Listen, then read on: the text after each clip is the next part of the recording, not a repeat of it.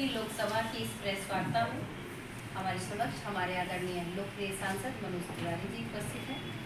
मंच पर उनके साथ उपस्थित हैं हमारे ओबीसी मोर्चा के प्रदेश के महामंत्री डॉक्टर यूके चौधरी जी, मेरे उत्तर पूर्वी जिले के उपाध्यक्ष भाई ठाकुर अवधेश जी, हमारे जिले के मीडिया प्रभारी दीपक चौहान जी, हमारे कोषाध्यक्ष मनीष कसाना जी, बहन नेहा प्रीति जी, जगत नारायण गुप्ता जी, बीसी वशिष्ठ जी। अब मैं सांसद जी से अनुरोध करूंगी कि कुछ विषय हमारी केंद्र सरकार की उपलब्धियों के विषय में जो याद प्रेस वार्ता रखी गई है वो आपके सामने रखेंगे। आदरणीय सांसद जी। धन्यवाद आदरणीय पूनम चौहान जी, हमारे साथ बैठे हुए हमारे सभी साथी, यूके चौधरी जी, हमारे मीडिया के हेड जिले के दीपक चौहान जी, यहाँ हमारे इस कार्यालय भारतीय जनता पार्टी के वो प्रभारी हैं मनीष कसाना जी, नेहा प्रीति जी, राहुल कौर जी, अवधेश जी, और हमारे पीछे भी साथी बैठे हैं, जगत जी हैं, वंदना जी हैं और बीसी वशिष्ठ जी। मेरे जिले के और विशेष तौर से हमारे लोकसभा के स्तर पे हम लोग ये प्रेस कॉन्फ्रेंस कर रहे हैं, और जो लोग डिजिटली आज की प्रेस कॉन्फ्रेंस सुन रहे होंगे उनको भी, जो उपस्थित हमारे प्रेस के साथी हैं, आप सभी को नमस्कार। 3-4 बिंदु पर आप सबसे बात करना है। बहुत सारे समाचार बहुत ही चर्चा में हैं, उस पर भी थोड़ा थोड़ा हम नज़र डालेंगे। और एक बड़ा यज्ञ संपन्न किया हम लोगों ने, लगभग 3 दिन में 18 लाख लोगों का फुटफॉल हुआ है, और वो सब कुछ अच्छे से बीत गया। ये भी हमारे लोकसभा के लोगों की और कार्यकर्ताओं की एक बड़े सूझबूझ का परिचय देता है।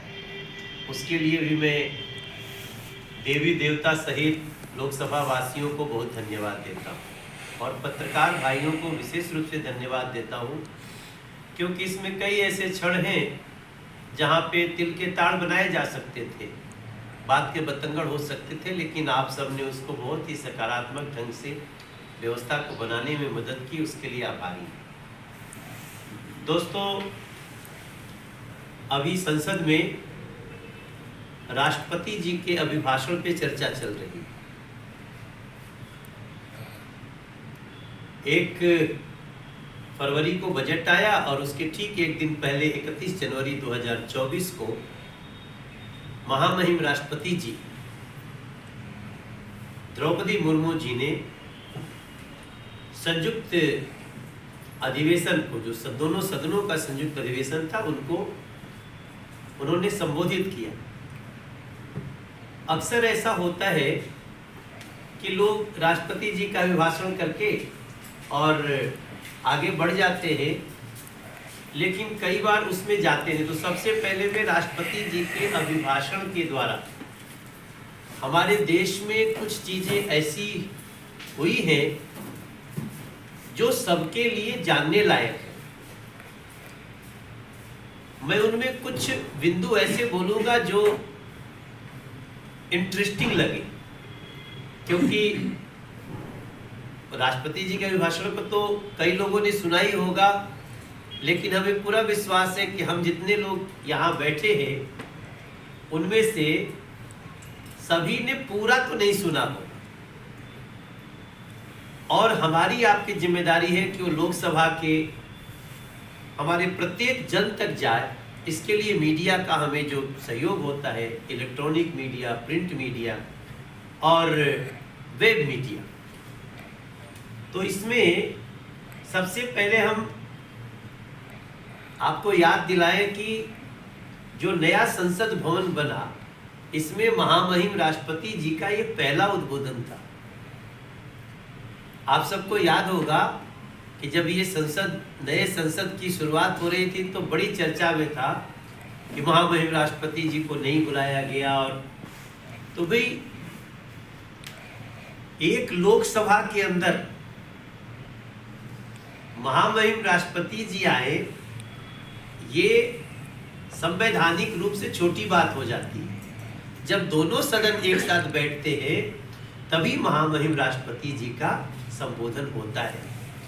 तो मैं उनको, जिन लोगों ने इस तरह की बातें की थी बेसिर पैर की, उनके ज्ञान पे कोई सवाल नहीं उठाता हूं जैसा उन्होंने सोचा। लेकिन जब संयुक्त अधिवेशन हुआ, ये पहला संयुक्त अधिवेशन था जो नए संसद भवन में किया गया और महामहिम राष्ट्रपति जी ने उसको संबोधित किया। और उन्होंने एक लाइन कही सबसे पहले कि ये जो संसद भवन ही है, ये आजादी के अमृत काल में बना हुआ भवन है। जब हमारे देश की आजादी का 75 वर्ष हुआ तब ये भवन बना है। तो इस भवन से भारत की सभ्यता और संस्कृति की चेतना भी झलक रही है, जो लोगों को दिखना चाहिए। जब वो ऐसा बोल रही थी, सभ्यता और संस्कृति की चेतना, तो हमें क्या दिखाई दे रहा था? वो सिंघोल जो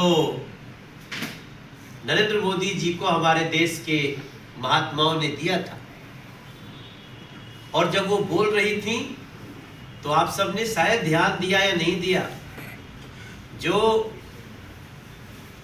वो जो लोकतंत्र का चिन्ह, जो न्याय का चिन्ह है,